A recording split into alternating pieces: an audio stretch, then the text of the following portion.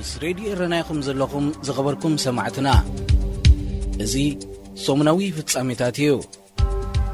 ኣብ ናይ ሰንበት ፍጻሜታት 18 መስከረም ምእሳር ጋዜጠኛታትን ላዕሎት ሓለፍቲ መንግስትን ብኤርትራውያን ፈተውቲ ኤርትራን ዝተፈላለዩ ኣህጉራውያን በርጌሳውያን ማሕበራትን ተዘኪራ እዞም ዝኾነ ፍርዲ ይኹን ናብ ቅድሚ ሕጊ ከይቀረቡ ኣብ ማዕሙቕ ቤት ማእሰርቲ ተዳጒኖም ዝርከቡ ዜጋታት 20 ዓመታት ኣቝፂሮምሉ ብዘለዉ እዋን እውን እንተኾነ ዳሃዮም ጠፊኡ ይርከብ።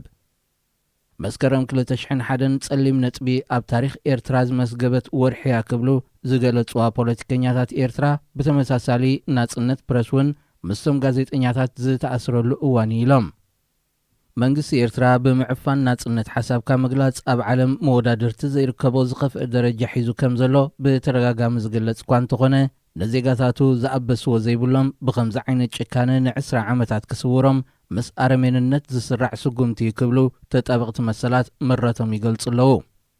ኣምነስቲ ኢንተርናሽናልን ጋዜጠኛታት ብዘይደቡን ዝርከብዎም ሓያሎ ኣህጉራውያን ትካላት ብኢሳያስ ኣፈወርቂ ዝምራሕ መንግስቲ ኤርትራ ካብ ዝሕሱም ጭካነ ወፂኡ ትርጉም ዘለዎ ስጉምቲ ክወስድ ንጽውዕ ኢሎም ኣብ ኤርትራ ዝርከብ ቤት ማእሰርታት ግቡእ ጽሬት ዘይብሉ ዋሕዲ ማይን ካልእ ኣገልግሎታትን ዘጥቅዖ እኹል ቀረብ መግብን ሕክምናዊ ኣገልግሎታትን ዘይብሉ ርእሲ ምዃኑ ልዕሊ ዓቕሙ እሱራት እውን ዝሓዘዩ ክብል ኣምነስቲ ኢንተርናሽናል ይገልጾ።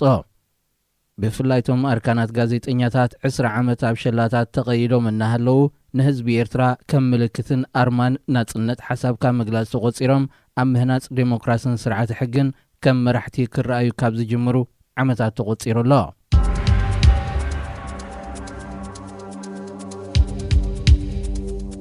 ፕሬዚደንት ጆ ባይደን ኣብ ሰሜን ኢትዮጵያ ተኸሲቱ ዘሎ ኩናትን ኣስዒብዎ ዘሎ ሰብኣዊ ቅልውላውን ብዝተኣሳሰር ተወሳኺ ማዕቀብ ክንበር ትእዛዝ ኣመሓላሊፉ። እዚ ዲፕሎማስያውን ቁጠባውን ማዕቀብ ብሓፈሻ ኣብ ልዕልቶም ኣብቲ ዝካየድ ዘሎ ኩናት ኢድ ዘለዎም ወገናት ፈደራላዊ መንግስቲ ኢትዮጵያ፣ ሓይልታት ትግራይ፣ ምምሕዳር ክልል ኣምሓራ ከምኡውን መንግስቲ ኤርትራ ዝምልከት ምዃኑ ተገሊጹ። እዚ ፕሬዚደንት ባይደን ዘውፅኦ መግለጺ ንተወሳኺ ማዕቀብ ማዕጾ ዘርሑ ኮይኑ መንግስታዊ ትካላት ምምሕዳር ኣሜሪካ ኣብ ልዕሊ መንግስቲ ኢትዮጵያ፣ ሓይልታት ትግራይ፣ ምምሕዳር ክልል ኣምሓራን መንግስቲ ኤርትራን ጥራይ ዘይኮነ ምስቶም ወገናት ብምትሕባር ብቐጥታ ኮነ ብተዘዋዋሪ ነቲ ኩናት ክቕጽል ኢድ ዘለዎም ትካላትን ውልቀ ሰባትን እውን ዝምልከት ምዃኑ ተሓቢሮም። ቀዳማይ ሚኒስትር ኢትዮጵያ ነቲ ማዕቀብ ብዝምልከት ኣብ ዝሃቦ ምላሽ ሃገሩ ኣብ ምምካት አንጻር ግብረ ሽበራ ምስ ኣሜሪካ ክትተሓባበር ምጽንሓ ድሕሪ ምዝኽኻር መንግስቱ ተመሳሳሊ ስጉምቲ ብዝወስደሉ እዋን ካብ ኣሜሪካ ምትሕብባር እምበር ንሓደ ወገን ምድላው ትጽቢት ኣይነበረናን ኢሉ። ንሱ መግለጺኡ ፕሬዚደንት ባይደን እኹል መጽናዕቲ ብዘይገበሩ ዲፕሎማሰኛታት ዝቐረበ ኣብ ጉጉይ ሓበሬታ ብምውርኳስ ነቲ ውሳነ ሕሊፉ ክብል ወቒሱ።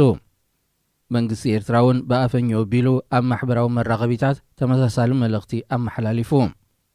ድሕዚ ብፕሬዚደንት ባይደን ዝተመሓላለፈ ትእዛዝ ቤት ጽሕፈት ጉዳያት ኣሜሪካ ብዝሃቦ መግለጺ ነቲ ኣሜሪካ ዘቕረበቶ እማመ ሰላም ተቐቢሎም ኩሎም ወገናት ናብ ማዕዲ ዘተን ተቐሪቦም ናብ ማዕቀብ ዘእቱ ጉዳይ ከም ዘይህሉ መልኪቱ። ልዕሊ 10 ዋርሕ ኣቝፂሩ ዘሎ ብትግራይ ዝጀመረ ኩናት ሓድሕድ ኢትዮጵያ ናብ ክልላት ዓፈርን ኣምሓራን ሰጊሩ ብምህላው ቁጽሪ ናይ ዝሞቱ ካብ ቤት ንብረቶም ናይ ዝመዛበሉ ዝግፍዑን ከቢድ ምክልባትን ናይ ዝወርዶም ዘሎ ዜጋታት ተሃገር መዓልታዊ እናዘየደዩ ዝመጽእ ዘሎ።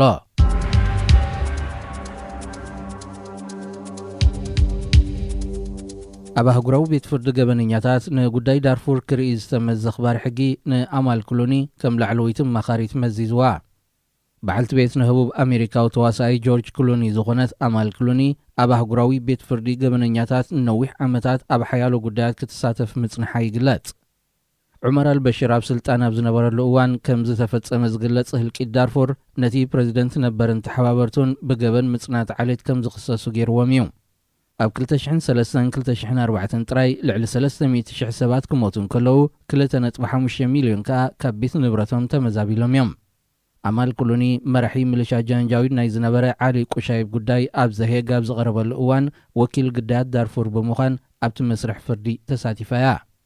በዓል ቤት ህቡብ ናይ ሆሊውድ ተዋሳኢ ጆርጅ ክሉኒ ብተመሳሳሊ ንግዳያት ዳርፉር ብምጥባቕ ነዊሕ ዓመታት ሰሪሑ እዩ። ምስ ሬድዮ ረናይኹም ዘለኹም ዝኸበርኩም ሰማዕትና እዚ ሰሙናዊ ፍጻሜታት እዩ። ኣብ ናይ ሶኒ ፍጻሜታት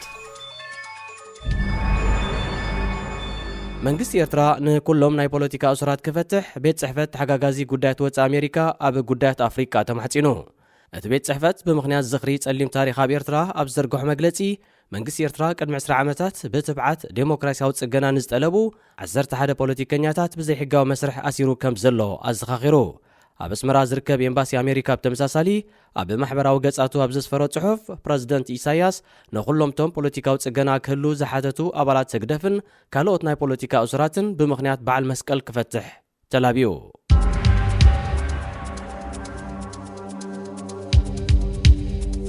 መንግስቲ ጅቡቲ ንላዕለዋይ ሓላፊ ሰልያ ሶማል ኣሲሩ ክብል ፕረዚደንት ሶማል መሐመድ ፋርማጆ ወቂሱ ቤት ጽሕፈት ፕረዚደንት ብ17 መስከረም ኣብ ዘርግሖ መግለጺ መንግስቲ ጅቡቲ ኣብ ናይ መልሲ ጉዕዞ ናብ ከተማ ሞቃዲሾ ነይሩ ንዝበሎ ሓላፊ ሃገራዊ ድሕነትን ጸጥታን ፋሃድ ያሲን ዝርከቦም ሓያሎ ሰበስልጣን ሰልያ ሶማል ኣብ ማዕርፎ ነፈር ጅቡቲ ከም ዝኣሰሮም ጠቂሱ መንግስቲ ጅቡቲ ንኹሎምቶም ዝኣሰሮም ሶማላውያን ክፈትሕን ጉዕዞኦም ክቕጽሉ ብሰላም ከፋንዎምን መግለጺ ቤት ጽሕፈት ፕረዚደንት ሶማል ኣብ መወዳእታ ጸዊዑ ሚኒስተር ጉዳያት ወጻኢ ጅቡቲ ማሕሙድ ዓሊ ዩሱፍ ወገኑ ብትዊተር ኣብ ዘርግሖ መግለጺ ዝርዝር ሓበሬታ ከይሃበ ንጅቡቲ ኣብ ውሽጣዊ ጉዳይ ሶማል ክትኣቱ ዝደፍእን ዘደናግርን ናይ ሓሶት ሓበሬታ ኣብ ማሕበራዊ ሚድያ ተዘርጊሑ ምህላው ብምጥቃስ ሃገሩ ኣብ ጎኒ ህዝቢ ሶማል ደው ከም እትብልን ኣብ ውሽጣዊ ጉዳያቱ ግና ከም ዘይተኣቱን ኣስሚሩሉ ሶማላውያን ዝርከቦም ጌሾ ጽዒና ካብ ጅቡቲ ክትብገዝ ዝነበራ ነፋሪት መንገዲ ኣየር ቱርኪ ካብ ጅቡቲ ዘይተፋነወትሉ ምኽንያት ድማ ቴክኒካዊ ጸገም ምዃኑ ሓበሬታ ናይቲ ሚኒስተር ኣገንዚቡ እንተኾነ እቲ ሚኒስተር ብዛዕባ ሓላፊ ሃገራዊ ድሕነትን ጸጥታን ሶማል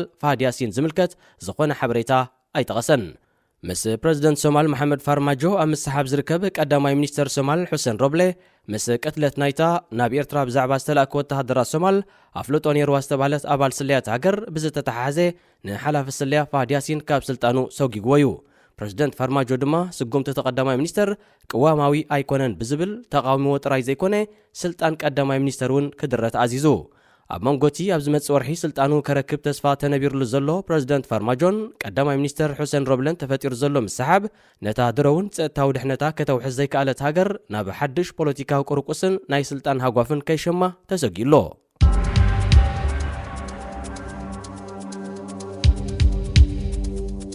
ሓይልታት ሑቲ ናይ የመን ኣብ ቅትለት ሓደ ካብ ላዕለዎት ሓለፍቲ ትውድብ ንምትሕባር ኣብ ስልያ ተዋፊሮም ንዝበልዎም 9 ሰባት ብሞት ቀጺዖም እቶም በቐዳም 18 መስከረም ኣብ ከተማ ሰንዓ ኣብ ቅድሚ እኩብ ህዝቢ ዝተረሸኑ 9 የመናውያን ሳልሕ አልሳመድ ዝተባህለ ከም ፕረዚደንት ናይ ትውድብ ዝፍለጥ ንዝነበረ ሓደ ካብ ላዕለዎት ሓለፍቲ ሑቲ ኣብ ሚያዝያ 2018 ብደብዳብ ነፈርቲ ስዑድ ዓረብን መሻርክታን ንኽቕተል ሓበሬታ ኣብ ምእካብን ካልእ ሰልያዊ ስራሓትን ተዋፊሮም ዝብል ክስዩ ተመስሪትሎም ጸኒሑ ሑቲ ኣብቲ እዋን እቲ ፕረዚደንት ኣሜሪካ ነበር ዶናልድ ትራምፕ ወተሃደራውያን ሓለፍቲ ስዑድ ዓረብ ሕቡራት ኢማራትን እስራኤልን ዝርከቦም ኣስታት 60 ሰባት ዝሓዘ ናይ ክስ ሰነድ ኣቕሪቡ ሒዞም ካብ ጸንሐ ሓያሎ ሰባት ነቶም ቀንዲ ዝበሎም 9 ሰባት ኣብዚ ሳልሲ እዚ ክርሽኖም እንከሎ ካልኦት እውን ክስዕቡ ከም ዝኽእሉ ይግለጽ ንቐትለት ናይዞም የመናውያን ዝቃወማ ኣህጉራውያን ትካላት ተጣበቕቲ ሰብኣዊ መሰላት ሓደ ካብኣቶም ወዲ 17 ዓመት እንከሎ ከም ዝተታሕዘ ኣመልኪተን ምስ ሬድዮ ኤረና ኢኹም ዘለኹም ዝኸበርኩም ሰማዕትና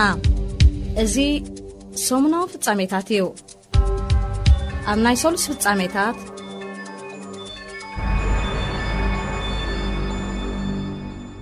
ኣብ ማዓስከራት ትግራይ ኣብ ልዕሊ ዝርከቡ ኤርትራውያን ስደተኛታት ዝወርድ ዘሎ ግፍዕን በደልን ደው ክብል ዝጽውዕ ሰላማዊ ሰልፊ ኣብ ኣዲስ ኣበባ ተኻይዱ እቲ ብሶኒ 20 መስከረም ኣብ ሰዓታት ቅድሚ ቀትሪ ዝተኻየደ ሰላማዊ ሰልፊ ኣብ ማዓስከራት ማይ ዓይንን ዓዲ ሓሩሽን ዝነብሩ ኣሽሓት ኤርትራውያን ኣብ ሕማቕ ኩነታት ከም ዘለዉ ብምትሕሳብ ላዕለዋይ ኮሚሽን ስደተኛታት ሕቡራት ሃገራት ቅልጡፍ ፍታሕ ከናድየሎም ጸዊዑ ሓደ ካብ ኣዋሃድቲ ሰላማዊ ሰልፊ ዝኾኑ መርጌታ ሰለሞን ንሬድዮ ኤረና ብዝሃብዎ ሓበሬታ መሰረት እዞም ኣብ ዘንክልተ ማዓስከራት ዝርከቡ ልዕሊ 25,000 ኤርትራውያን መሰረታዊ ቀረባት ማይን መግብን ከምኡውን ቀዳማይ ረድኤት ሕክምና ከይረኸቡ ልዕሊ 2 ዋርሕን 3 ሰሙንን ገይሮም ምህላዎም ኣተሓሳሲቦም እዞም ኣብ ኩናት ተቐርቂሮም ዘለዉ ኤርትራውያን ናብ ውሕስ ቦታ ንምግዓዞም ኣህጉራዊ ማሕበረሰብ እጃሙ ከበርክት ንምሕታት ኣብ ኣዲስ ኣበባ ዝነብሩ ወገናቶም ሰላማዊ ሰልፊ ብምውዳብ ድምፆም ከም ዘስምዑ መርጌታ ሰለሞን ብተወሳኺ ኣረዲኦም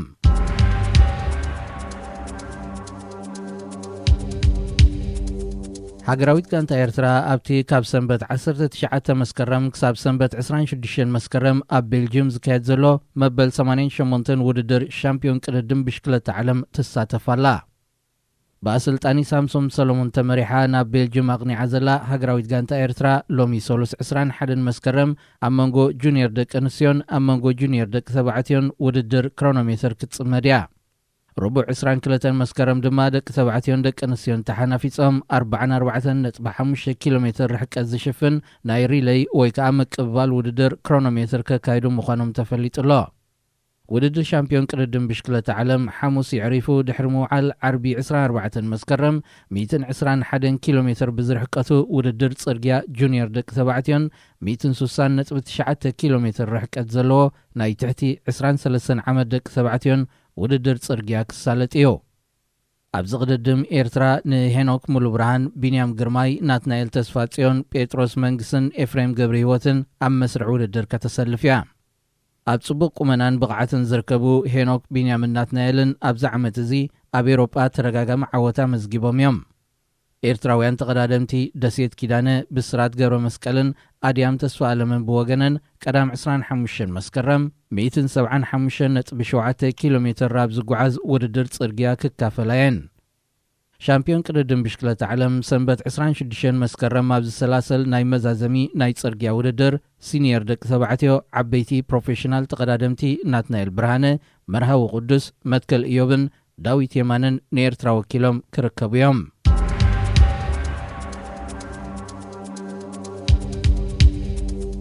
ኣብ ፈረንሳ ከተማ ፓሪስ ኣብ ዝርከብ ሆስፒታል ላብ ሕክምና ዝቐንየ ፕሬዚደንት ጅቡቲ እስማኤል ዑመር ገለ ብ19 መስከረም ናብ ሃገሩ ተመሊሱ።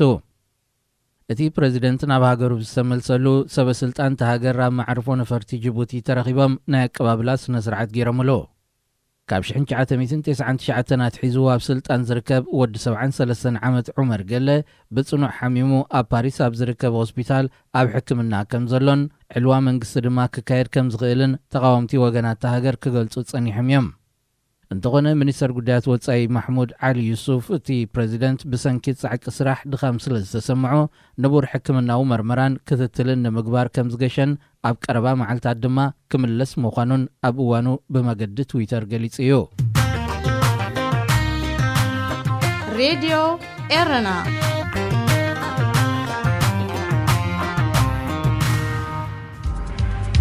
ምስ ሬድዮ ኤረና ይኹም ዘለኹም ዝኸበርኩም ሰማዕትና እዚ ሰሙናዊ ፍጻሜታት እዩ። ኣብ ናይ ረቡዕ ፍጻሜታት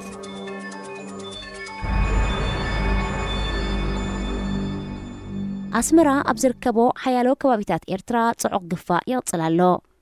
ጸጸኒሑ ኣብ ዝተፈላለዩ ከባቢታት ብሃንደበትን ብጻዕቀን ዝካየድ ግፋታት ንቡር ህይወት ኤርትራን ህዝባን ካብ ዝኸውን ልዕሊ 20 ዓመታት ሓሊፉካ እንተኾነ እዚ ካብ ዝሓለፈ ቅንያታት ሒዙ ዝካየድ ዘሎ ግና ምስ ሰራዊት ኤርትራ ኣብ ትግራይ ዘካይዶ ዘሎ ኩናት ምትሓሓዝ ከም ዘለዎ እዮም ነዚ ሓበሬታ ዝለኣኹ ምንጭታት ዝጠቕሱ።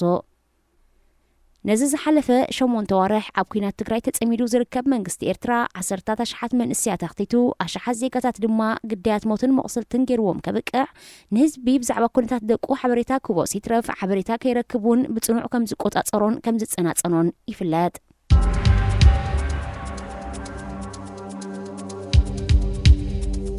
ኣብ ሱዳን ፈተነ ዕልዋ መንግስቲ ከም ዝተኻየደ ቴሌቪዥን ተሃገር ሓቢራ።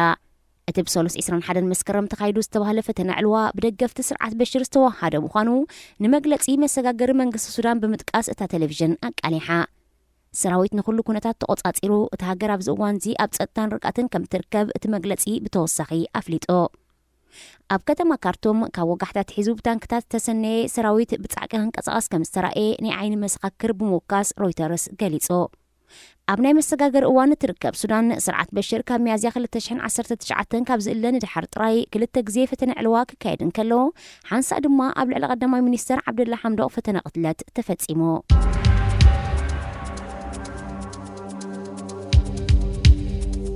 ኣብ ኢትዮጵያ ድሕርቲ ኣብ ትግራይ ዝተወልዐ ኩናት ኣስታት 13 ሚእታዊት ካብ ህዝባ ንሓደጋ ጥሜት ክቃላዕ ምዃኑ ፕሮግራም መግቢ ዓለም መጠንቀቕታ ዘርጊሑሎ። እቲ ኣካል ሕቡራት ሃገራት ዝኾነ ትካል ነዚ መጠንቀቕታ ዘሕለፈ ድሮ ኣብ ትግራይ ብሰንኪ ጥሜት ሰባት ክሞቱ ኣብ ዝጀመሩሉ እዩ። ኣሶሽትድ ፕሬስ ኣብ ሳልስቲ እዚ ኣብ ዘርግሖ ዜና ድማ ዓጸቦ ብዝያዳ ኣብ ዝተራእየሉ ከባቢ ትግራይ ሓንቲ ኣደን ህፃን ውላዳን ብሰንኪ ጥሜት ከም ዝሞቱ ኣረጋጊጹ። እዚ ሓደጋ እዚ ድማ 20 ዝኾነ ከባቢታት ትግራይ ኣንጸላልዩ ከም ዘሎ እቲ ምንጪ ጠቒሱ። ኣብ ትግራይ ጥራይ ልዕሊ 6 ሚልዮን ህዝቢ ንሓደጋ ጥሜት ክቃልዓን ከሎ ኣብ ክልላት ዓፈርን ኣምሓራኑን ብድምር ልዕሊ 5 ሚልዮን ህዝቢ ዝብላዕን ስተን ንምርካብ ተጸጊሙ ከም ዘሎ ይግለጽ። እዛ ብተሰላሚ ናይ ሰላም ኖበል ዝኾነ ቀዳማይ ሚኒስትር ኣብይ ኣሕመድ እትምራሕ ኢትዮጵያ ኣቐዲማ ካብተን ቅልጡፍ ዕቤት ቁጠባ ዘመዝግባ ዘለዋ ሃገራት ክትበሃል እኳ እንተጸንሐት ካብዚ ዓመት እዚ ኣትሒዛ ግና ብኹናትን ጥሜትን እትልለ ሃገር ኮይና ምህላዋ ምዕራባውያን ተዓዘብቲ ይገልጹ። እዛ 100 ሚልዮን ብዝሒ ህዝቢ ዘለዋ ሃገር እዚ ሕጂ ኣንጸላሊዋ ዘሎ ኩናትን ጥሜትን ካብቲ ብ1984 ዘጋጠማ ተመሳሳሊ ኩነታት ዝበኣሰ ሞትን ሰብኣዊ ቅልውላውን ከየስዓበን ከሎ ኣህጉራዊ ማሕበረሰብ ቅልጡፍ ስጉምቲ ክወስድ ድማ እቶም ተዓዘብቲ ይላቡ። ምስ ሬድዮ ኤረና ይኹም ዘለኹም ዝኸበርኩም ሰማዕትና እዚ ሰሙናዊ ፍጻሜታት እዩ። ኣብ ናይ ሐሙስ ፍጻሜታት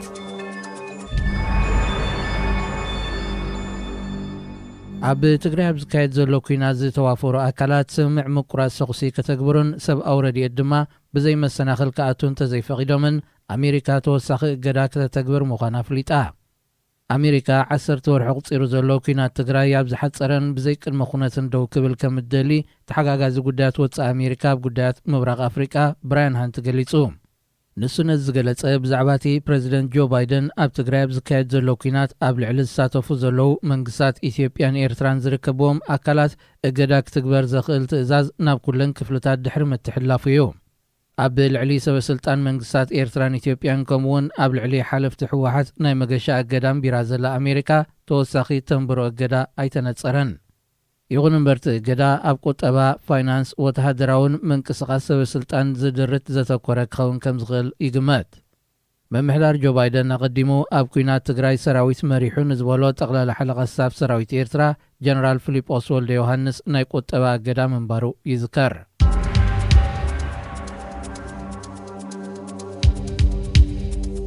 ኣብ ምብራቕ ሱዳን ዝርከብ ምንቅስቓስ ህዝቢ ቤጃ መሰጋገር መንግስቲ ሱዳን ኣብ ጁባን ዝተኸተመ ስምምዕ ሰላም ኣብ ምትግባር ምድን ጓያታር እዩ ብዝብል ኣብቲ ዞባ ንዝርከብ ንጥፈታት መንግስቲ ኣሰናኺሉ።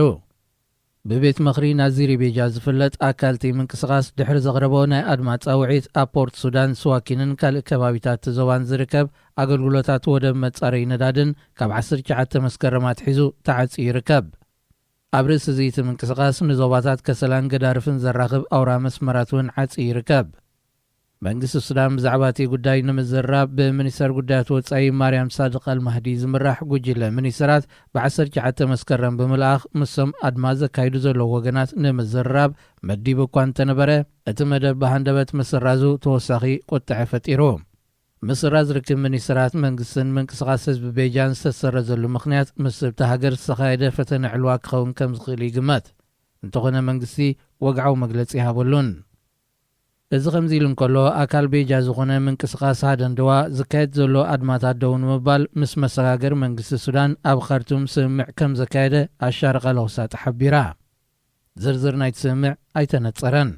ምብራቕ ሱዳን ካብ ብሔረ ቤጃ ዝኾኑ ቀቢላታት ሃደንድዋን ቤን ዓምረን ዝዓብለልዎ ዞባ ኮይኑ ክልቲኦም ወገናት ኣብ ዘካየድዎ ሓድሕዳዊ ግጭታት ንቁጠባዊ ንጥፈታት ዞባ ከሰናኽል ጸኒሑ እዩ።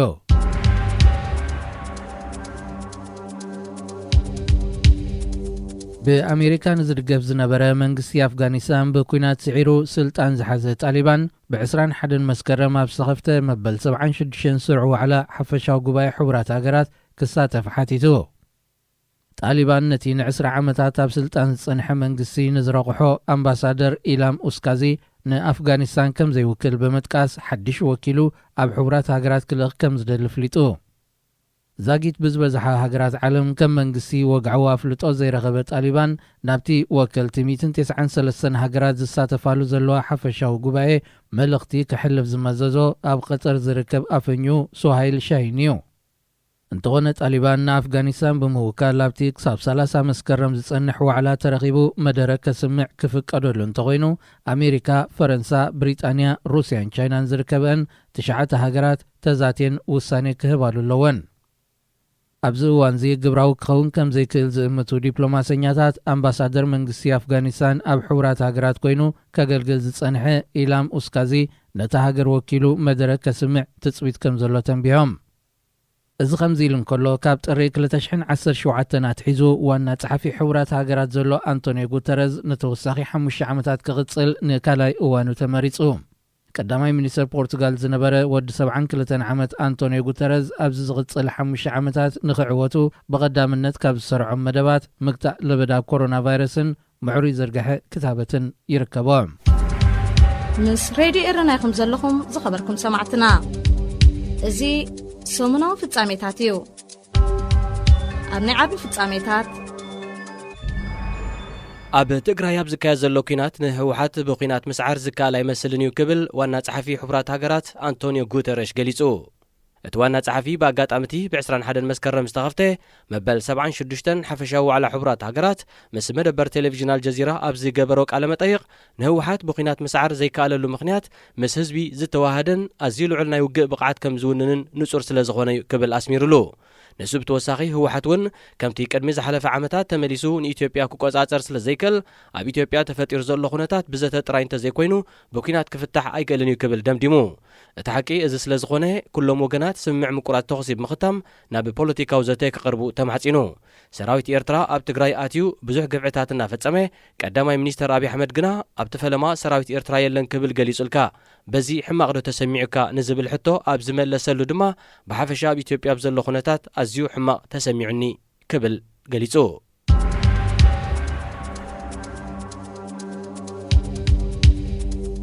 ኣብ ሶማል ከተማ ሞቃዲሾ ድሕሪ 30 ዓመታት ንመጀመርያ እዋን ምርኢት ፊልም ኣብ ሲነማ ተኻይዱ። እቲ ብረቡዕ 22 መስከረም ቅድሚ 30 ዓመታት ኣብ ዝዓነወ ሃገራዊ ቲያትር ተባሂሉ ኣብ ዝፍለጥ ታሪኻዊ ሲነማ ዝተኻየደ ምርኢት እቲ ሃገር ናብ ንቡር ክትምለስ ከም እትኽእል ተስፋ ዝህብ እዩ ክብሉ ተዓዘብቲ ንኣገልግሎት ዜና ፈረንሳ ገሊጾም። ሲነማ ሃገራዊ ቲያትር ኣብ 1967 ብሓገዝ ኮሙኒስታዊ ቻይና ዝተሃንጸ ኮይኑ ኣብ 1991 ስርዓት ሲያድ ባረ ድሕሪ ምውዳቑ ኣብ ዝተወልዐ ኩናት ሓድሕድ ዓንዩ ዝኾነ ምርኢት ከየእንገደ ይጸኒሑ። ኣብ ርእሲ እዚ ትዳራሽ ቀንዲ መናሃርያ ጎይቶት ኩናት ሃገር ምዃን መስሕብ ዝተፈላለየ መጥቃዕታት ነይሩ።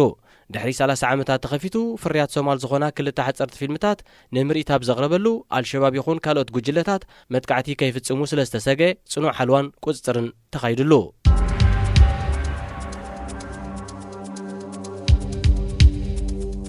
መንግስቲ ሱዳን በቲ ናጽነት ፍልስጤም ከም ዝቃለስ ዝገልጽ ምንቅስቓስ ሓማስ ዝውነን ዝነበረ ዝተፈላለየ ትካላት ከም ዘደስከለ ተገሊጹ። ሮይተርስ ኣብቲ ሃገር ንዘለዉ ምንጭታት ብምጥቃስ ኣብ ዘቕረቦ ዜና ካብቲ ደስኪሉ ዘሎ ትካላት ሓማስ ሆቴላት፣ ኩባንያ ሸርፍን ሓዋላን፣ መደበር ቴሌቪዥንን ናይ ሕርሻ መሬትን ይርከቦ። ሱዳን ኣብ እዋን ስርዓት በሽር ካብ ቀንዲ ደጀናት ሓማስ ምዃና ትግለጽ ነይራ። ድሕሪ ምውዳቕ ስርዓት በሽር ጠመቱ ናብ ሃገራት ምዕራብ ኣንቢሩ ዘሎ መሰጋገር መንግስቲ ሱዳን ምስ እስራኤል ዝምድንኡ ንምሕያሽ ኣብ መስርሕ ከም ዝርከብ ዲፕሎማስኛታት ይገልጹ። ሬድዮ ኤረና ናጻ ድምፂ ኤርትራውያን